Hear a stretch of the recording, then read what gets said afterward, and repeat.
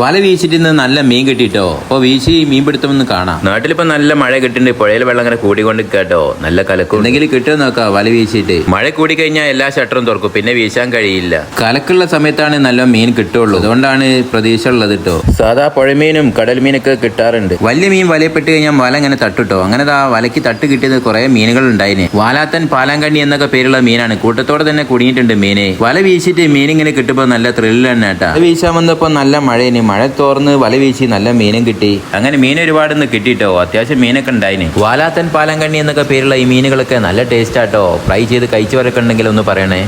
ഇത് കിട്ടിയ മീൻ താട്ടാ. നല്ല വാലാത്തൻ ഒരുപാട് കിട്ടി. 5-6 വാലാത്തുണ്ട്, പിന്നെ ചെമ്പല്ലികളുണ്ട്, കുറച്ച് പരലുണ്ട് ഇതിൻ്റെ അടിയിലൊക്കെ കേട്ടോ. നല്ല മീൻ ഉണ്ട് ഇതിൻ്റെ അടിയിലൊക്കെ. നല്ല വാലാത്തനെ കിട്ടിയത്. വീഡിയോ ഇഷ്ടപ്പെട്ടാൽ എല്ലാവരും ലൈക്ക് അടിക്കുക, സബ്സ്ക്രൈബ് ചെയ്യാം കേട്ടോ.